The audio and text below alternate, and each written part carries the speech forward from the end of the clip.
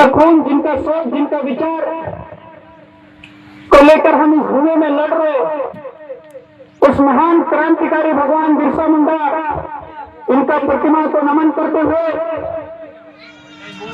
और जिनका संविधान को हाथ में लेकर इस गैर गरीब आदिवासी समाज और मेलघाट में बसे हुए समस्त जाति धर्म की आवाज के बुलंद करने के लिए और उनके हक अधिकार को दिलाने के लिए हम जो लड़ रहे, ऐसे महान हमारे डॉक्टर बाबा साहब भीमराव अम्बेडकर, इनके प्रतिमा को मैं नमन करते हुए और आदिवासी समाज और इस भारत भूमि में उन तमाम समस्त क्रांतिकारियों को प्रतिमा को नमन करते हुए आप लोगों के बीच में अपनी बात रखूंगा।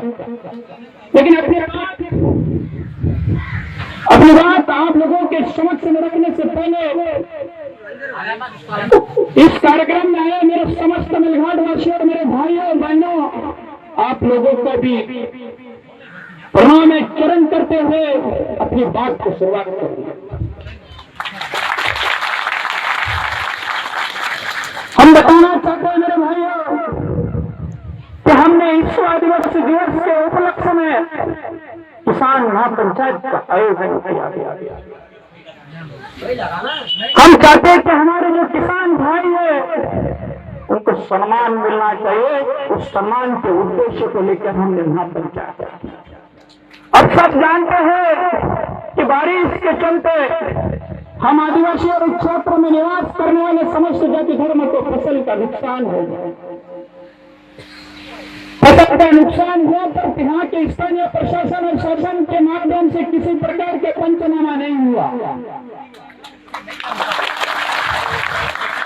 उसी मकसद को लेकर इस कार्यक्रम का आयोजन किया गया। और इस तरह के शोषण, इस तरह का गतिविधि हमारे क्षेत्र में क्यों होता है, उसका भी आज आत्मचिंतन करने की जरूरत है। आज पूरे मेलघाट भर में फसलों का नुकसान हुआ है पर हमारा एक भी नेता आवाज नहीं उठाता है।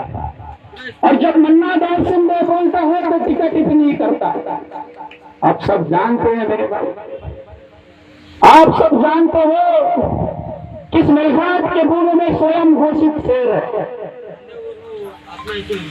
और हम स्वयं घोषित शेर को भी बताना चाहते इस मंच के माध्यम से। और स्वयं घोषित शब्द का प्रयोग भी इसीलिए किया क्योंकि शेर तो जंगल में रहते भाई, इंसानों के बीच में नहीं। और इस स्वयं घोषित शेर को नहीं मालूम शेर की परिभाषा है, तो हम इस मंच के माध्यम से बताना चाहते कि शेर अपने क्षेत्र में, अपने जंगल में आन बान शान के साथ में रहते। शेर कभी क्षेत्र बदलता नहीं, लेकिन ये स्वयं घोषित शेर कभी हाथी में सवार हो जाता है, तो कभी कमल के फूल में बैठ जाता है, तो कभी हाथ में घड़ी पहन लेता है, और तब बसी में चाय पी रहा है। हम बताना चाहते इस मंच के माध्यम से, आप लोग भी गौर कर लीजिए, ये स्वयं घोषित शेर एक ना एक दिन इसका बसी को वो छोड़ के तब इसका और झंडा और डंडा पकड़ लेगा, इसका भी गारंटी नहीं है मेरे भाइयों, आपको बता देना। आज हमारे मेलघाट पूरे आन बान शान के साथ में, सम्मान के साथ में विधानसभा में पहुंचाया। हम सब लोग उनके साथ में खड़े होकर कि लगा के हमारी बात रखेंगे। हम आपको बताना चाहते आज हमारा विधानसभा का कार्यकाल 2.5 साल पूरा हो गया, आपका हिस्से में आया। आज भी हमारे जंगल क्षेत्र में रहने वाले जो भाई है, गौली भाई, आदिवासी भाई, उनके जानवरों को चराने के लिए जंगल क्षेत्र में आज भी हमारे आदिवासी भाई और इस क्षेत्र में रहने वाले समस्त जाति धर्म के लोग अन्य प्रकार के शोषण से पीड़ित। आज भी हमारे क्षेत्र में रहने वाले लोगों जो कई सालों से जमीन जोत रहे, अतिक्रमण जमीन और नाम पे हुए। आज भी हमारे क्षेत्र में रहने वाले लोग को रहने के लिए घर नहीं मिले। आज भी हमारे क्षेत्र में रहने वाले लोग हर प्रकार के शोषण से ग्रस्त हैं। हम बताना चाहते हैं आपको, आप आपको मालूम होना चाहिए, आपको महसूस होना चाहिए मेरे भाई कि जिनको हमने देखा है वो तो सिर्फ विधानसभा के अंदर बात करते हुए नहीं दिखेगा, बाजू में बैठ के तबला बजाता है, ये आपका नेता है। हमने बाजू में तबला बजाने के लिए नहीं देखा, हमने हमारे बात रखने के लिए देखा, हमने हमारे संवैधानिक मुद्दों पर बात रखने के लिए भेजा, हम हमारे हक अधिकार के बारे में बोलने के लिए भेजा, और वो आप अधिकार के बारे में नहीं, बच्चों करो के बाजू में बैठ के तबला बजाता है, ये आपका नेता। क्या आप चाहते हैं आने वाले दिनों में ऐसे नेता को हमें बदलना पड़ेगा, हमें परिवर्तन लाना पड़ेगा, क्योंकि समय की मांग है। अब समय की मांग है कि हमें आने वाले समय में झंडे और डंडे की राजनीति नहीं होना चाहिए, विकास के मुद्दों पर राजनीति होना चाहिए, विकास के नाम पर राजनीति होना चाहिए, उन्नति के नाम पर राजनीति होना चाहिए। हम आज बताना चाहते हैं आप लोगों को, कई जंगल क्षेत्र में रहने वाले लोग अपने हक अधिकार से वंचित, आज भी हमारे जंगल क्षेत्र में रहने वाले लोगों को चरल क्षेत्र में वन अधिकारी आते हैं, वो बोलते कि नहीं तुम जंगल नहीं जा सकते। इनका जो भारतीय वन अधिनियम 1927 में बना, उसमें स्पष्ट कहा धारा कलम 30 में कि अगर इस क्षेत्र में आदिवासी, गोंडी, कोरकू, गोली समाज के लोग रहते होंगे तो जो आपका कायदा है हिंदी और इंग्लिश में, तो इनकी भाषा में होना चाहिए, ये उस कानून में कहा है। उसके नोटिफिकेशन जगह जगह में लिखना चाहिए, पर आपके क्षेत्र में ऐसा हुआ और उस कानून में ये भी कहा कलम 28 में कि अगर इस क्षेत्र में रहने वाले लोगों को अगर जंगल में चराना चाहिए या जंगल की कुछ वस्तु लाना चाहिए तो वो ला सकते, उस कानून में कहा। पढ़ लीजिए, इस क्षेत्र में कार्यरत अधिकारी कर्मचारी को भी कानून पता नहीं और उनको तो पता ही नहीं है, लेकिन जिनको तो उन्हें अपना नेता बना, जिनको आपने अपना नेता माना है, जो सफेद कपड़े पहन के आपके बीच में घूमता है, उसको भी कानून नहीं माना। अगर कानून मालूम होता था इस गोर गरीब के साथ में शोषण नहीं होता। हम देख रहे हमारे मेलघाट में कोई भी आंडू पांडू हमारा नेता बनने की प्रयास करता है, कोई भी आ जाता है नहीं हम नेता है आदिवासियों का, हमें कोई भी आंडू पांडू नेता हमारे आदिवासी बोले भाई को गुमराह कर देते। हम बताना चाहते हैं मेरे भाई, आने वाले समय में पंचायत समिति और जिला परिषद का चुनाव होगा। अगर सच में आपके खून में आदिवासियत है, सच में आपके खून में आदिवासी जिंदा है, सच में इस महान क्रांतिकारी का खून अगर दौड़ रहा होगा, तो एक बार हमें सिद्ध करना पड़ेगा कि हम मरे नहीं है, आंडू गांडू पांडू नेताओं को चुन के नहीं, सच्चा और ईमानदार नेताओं को चुन के देंगे। ये संकल्प लेना पड़ेगा आपको मेरे भाई, क्योंकि इसी के वजह से हमारे साथ में शोषण चल रहा है, इसी के साथ में हमारे साथ में दमन सही चल रहा है।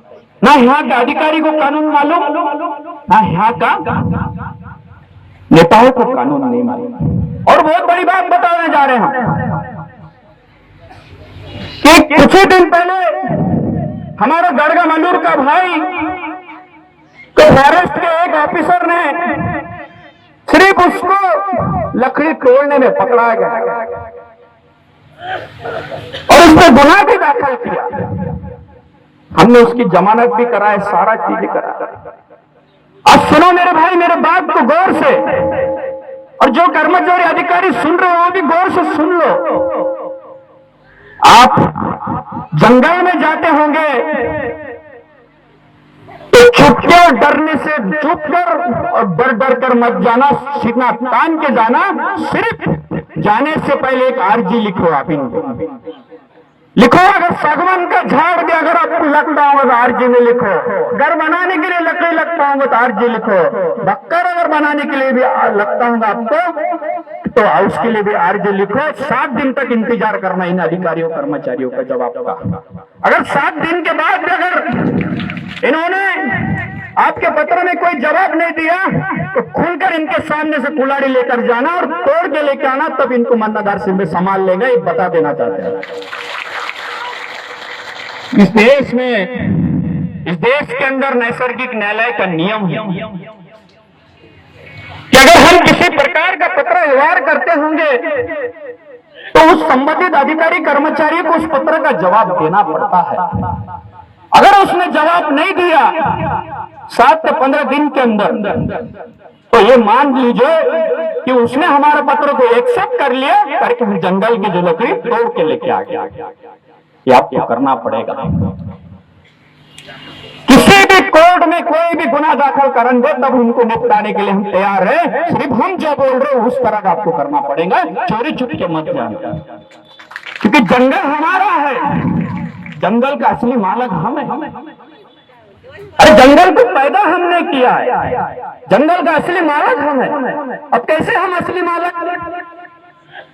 अरे इस क्षेत्र के हर प्रकार के जंगली जानवरों को हमने हमारी कोर को भोली भाषा में नाम दिया है।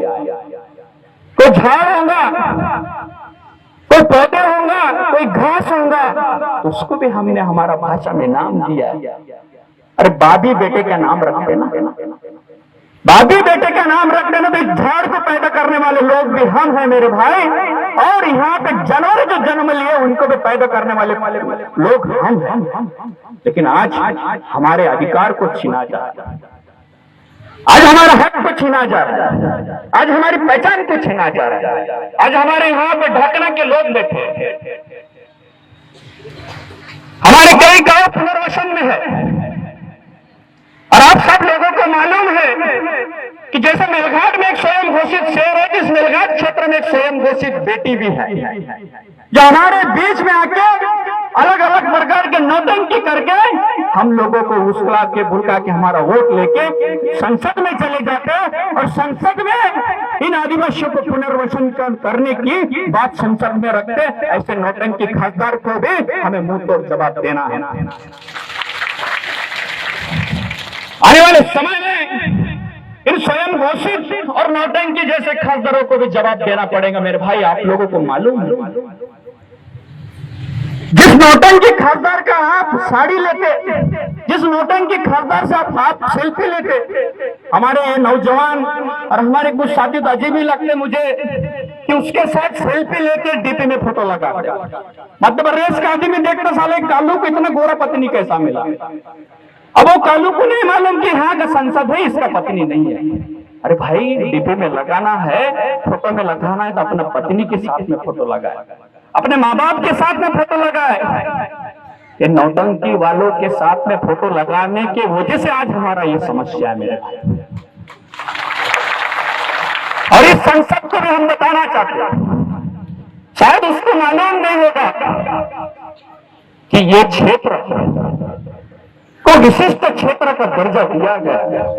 भारतीय संविधान के अनुच्छेद 244 में विशेष प्रावधान किया गया। और सबसे मुख्य बात आपको बताना चाहते हैं मेरे भाई कि हम लोगों के संरक्षण के लिए इस देश का राज्यपाल और राष्ट्रपति को जवाबदारी सौंपा गया कि अगर आदिवासियों के किसी प्रकार के उनके संवैधानिक हक, उनकी पहचान, अगर उनकी जमीन और उनके जंगल के लेकर कोई कानून बनता होगा लोकसभा विधानसभा में, तो 244(5) के तहत में उस कानून को आपको निष्कासित करना पड़ेगा, रद्द करना पड़ेगा। तो राज्यपाल महोदय को संविधान में सौंपा गया, जवाबदारी दिया गया। लेकिन हम लोगों का दुर्भाग्य है मेरे भाई, इस देश के राज्यपाल और राष्ट्रपति ने हमारा हक और अधिकार के लिए बोलते हैं। इस देश के राज्यपाल और राष्ट्रपति भी राज्य में और देश के अंदर गूंगा बन के बैठे हैं। अभी जो हम गली में मोहल्ले में जो जय आदिवासी का नारा जो लगाते हैं, जो हम जय जोहार का नारा है, जय आदिवासी ऐसे जो नारा लगाते हैं मेरे भाई, ये गूंगे और बहरे लोग जो बैठा है, इनकी आवाज तक गूंजना चाहिए। ये सोच हमारे मन में पैदा करना पड़ेगा। हमने काफी उम्मीद रखा था कि शायद इस किसान महापंचायत में चाहे बारिश भी होंगी, क्योंकि हमारे लोग आंधी तूफान से डरने वाले लोग नहीं है, तो मुझे लगा कि बिजदौरी में जमीन रखने की जगह नहीं मिलेगी, पैर रखने की जगह नहीं मिली, तादाद में लोग आएंगे। फिर भी मेरे समाज के लोग इतने बारिश के साथ में भी इतने तामझाम के साथ आए, करके एक बार और मन से आप लोगों को धन्यवाद देना चाहते हैं।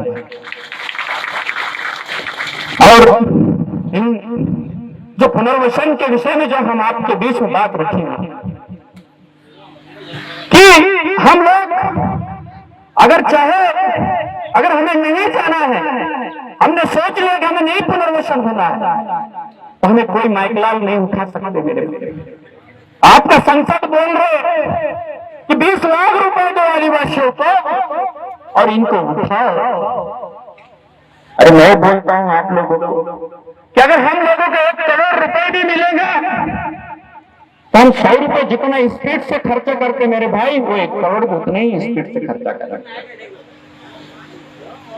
और आप समझ लो 1 करोड़ भी ठीक है, फूट गया तो ये नौटंकी संसद में बैठ के 10 से 15 साल के बाद बोलेंगे कि जो आदिवासी लोग यहाँ से पुनर्वसन हुआ है, जिन्हीं को छोड़ के गए, उसमें एक समिति का गठन करो और ये बताओ कि सही में आदिवासी है कि नहीं है।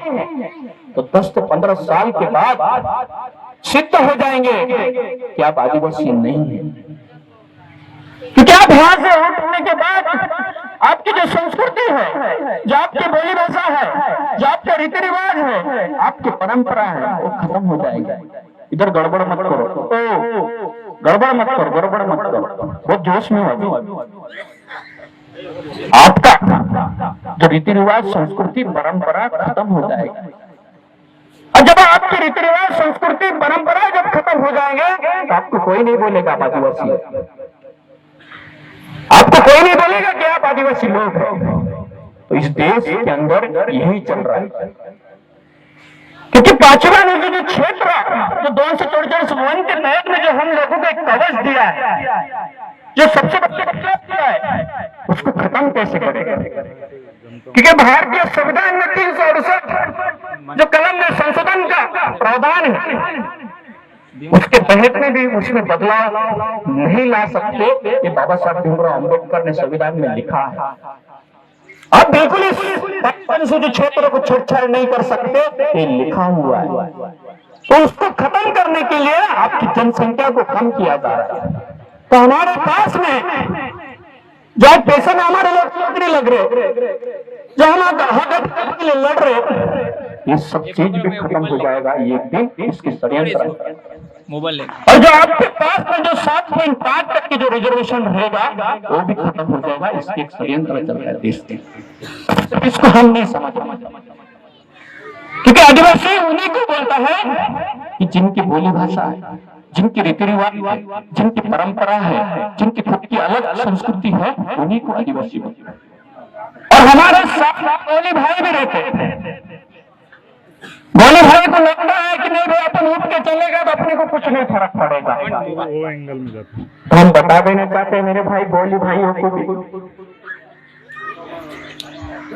कि आदिवासियों की संस्कृति, रीति रिवाज, परंपरा तो खत्म हो गए, आदिवासियों के आरक्षण तो खत्म हो गए, पर हमारे गोली भाई का भी जो पहचान है वो भी खत्म हो जाएगा। क्योंकि हमारे गोली भाई संस्कृति है, उसके भी रीति रिवाज है, उसका भी परंपरा है कि हम भैंसी चराते हैं और दूध बेचते हैं। अब जब हम यहाँ से छोड़ के चले जाएंगे, शहर में कहाँ भैंसी चराएंगे? जब हमारे पास वैसे ही नहीं होगा, हमारे कहाँ संस्कृति जिंदा रहेगा, कहाँ हमारा परंपरा जिंदा रहेगा? तो आपके पास में भी जो रिजर्वेशन है वो भी खत्म हो जाएगा। इसकी षड्यंत्र कर रहा है करके मेरे गोली भाई को भी विनती है कि भूमि को छोड़ के मत क्योंकि ये जो गतिविधि चल रहा है नलघाट की भूमि में, ये हम सब लोगों की पहचान को खत्म करने के लिए कर। आप लोग सब लोगों ने देखा होगा कि दिन पर दिन टाइगर का क्षेत्र बढ़ते जा रहा है, तो कभी अपने मन में तो सवाल पूछो कि ये क्षेत्र बढ़ाने के लिए कौन अनुमति दे रहा है? क्योंकि अनुसूचित क्षेत्र में किसी प्रकार की समिति गठन करना हो या किसी प्रकार का क्षेत्र बदलना हो या कोई नियम को बनाना हो तो ग्राम सभा की अनुमति लेना पड़ेगा। बगैर ग्राम सभा की अनुमति से वहां के सरपंच और सचिव गांव के अंदर गड्ढा भी नहीं खोद सकते, ये प्रावधान है मेरे। लेकिन उस मेलघाट क्षेत्र में किसकी अनुमति से किसके इशारे से क्षेत्र बढ़ा, ये हमने किसी ने सवाल नहीं खड़ा किया मेरे भाई, आपको बताना। और जिनको आपने नेता माना हो, जिनके डंडे को लेकर आप गले में घूम रहे, वही हम हमारे माँ बेटियों को सौदा कर रहे मेरे भाई, इसको समझने की जरूरत है। हमारे आबरू के साथ में सौदा किया जा रहा है, हमारी पहचान के साथ में सौदा किया जा रहा है, हमारे अस्तित्व के साथ में सौदा किया जा रहा है। आज कई लोग बोलते कि भाई सरकार का कानून है, जाना ही पड़ता। पुनर्वसन शब्द को समझो मेरे भाई, पुनर्वसन का मतलब होता है कि जिस तरह का आपका रानीमान है उस तरह का रानीमान दूसरी जगह में करना बोलते पुनर्वसन। लेकिन मेलघाट में पुनर्वसन के नाम पर विस्थापन किया जा रहा है, हमारे साथ में संवैधानिक अन्याय किया जा रहा है। अरे आपको अगर जाना ही है, अगर इन लोग तड़प से नहीं करते कि नहीं भाई जाना ही पड़ता, आप अधिकारी कर्मचारियों को सवाल पूछो और बोलो हम जाने के लिए तैयार हैं। लेकिन अगर इस भूमि में, इस क्षेत्र में अगर हमारा आधा खड़ी का दफना हुआ होगा तो उसका भी पुनर्वसन होना चाहिए। अगर किसी नदी का हम पूजा करते होंगे तो उस नदी का भी पुनर्वसन होना चाहिए। हम किसी झाड़ का पूजा करते होंगे तो उस झाड़ का भी पुनर्वसन होना चाहिए। हम किसी पत्थर को अपना भगवान मानते होंगे तो उसका भी पुनर्वसन होना चाहिए। अगर हम मुठा को मानते होंगे तो मुठा का भी पुनर्वसन होना चाहिए। ये सवाल आप कलेक्टर को जब पूछोगे तो कलेक्टर पूछेगा ये क्या हो गया। अरे आपकी पहचान है, आपकी संस्कृति, आपका रीति रिवाज है। इन सब चीजों को छोड़ के सिर्फ 10 लाख रुपए में आप भागते जा रहे।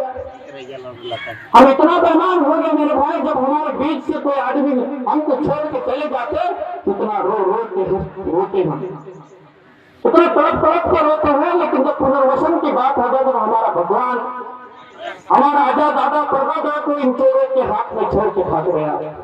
आपको बोलना पड़ेगा और यही कानून है, यही कानून में लिखा है।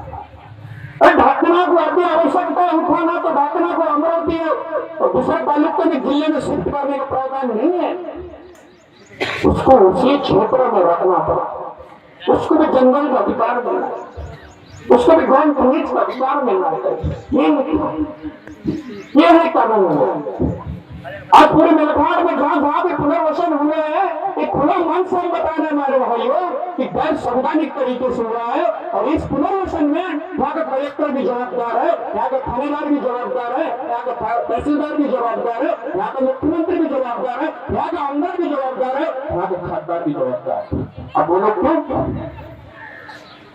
जब पुनर्वसन की ग्राम सभा होती है तो जिले का एसपी को भी आना पड़ेगा, जिले का कलेक्टर को भी आना पड़ता है, इस क्षेत्र के एसपी को भी आना पड़ता है, इस क्षेत्र के सीओ को भी आना पड़ता है, इस क्षेत्र के जनप्रतिनिधियों को भी आना पड़ता है। लेकिन ऐसे कहीं हुआ क्या बताइए आप लोग? कोई गांव में पुनर्वसन का ग्राम सभा में कलेक्टर आया, कोई एसपी आया क्या? अरे आपको बताना चाहते शायद वहां का कलेक्टर एसपी को लगता होगा कि आदिवासी लोगों को कानून नहीं मालूम। अरे इतनी बड़ी मानव अधिकार जैसे कानून का यहाँ का कलेक्टर एसपी ने उल्लंघन किया। यहाँ का कहता है, यहाँ का आमदार, यहाँ का मुख्यमंत्री, यहाँ का राज्यपाल 18 साल के ऊपर के व्यक्ति को मुआवजे का प्रावधान है, लेकिन 18 साल का नीचे वाले का क्या? उसको फ्री में ले जा रहा है। अब इस देश में कानून है कि माँ जब अगर प्रेग्नेंट रहता है, पेट में बच्चा रहता है, तो उसको भी पेट में नहीं मार सकता, एक कानून है। आपका राज्यपाल, आपका राष्ट्रपति, आपका आमदार, आपका खासदार, आपका कलेक्टर, आपका एसपी, आपका थानेदार फंडामेंटल राइट्स आर्टिकल 21 कलम 21 का उल्लंघन किया मेरे भाई। कलम 21 में कहा गया है कि हर नागरिक को अपने जीवन जीने का अधिकार है। इन नन्हे मुन्ने को जीवन जीने का अधिकार इस संबंधित कलेक्टर, एसपी, वहां का राष्ट्रपति, राज्यपाल, मुख्यमंत्री उन्हें सुना है मेरे। हम चाहे तो लोगों के खिलाफ संयुक्त राष्ट्र संघ में इन्होंने भी आवाज उठा सकते हैं। सोचने और समझने की बात है, इतनी बड़ी सोशल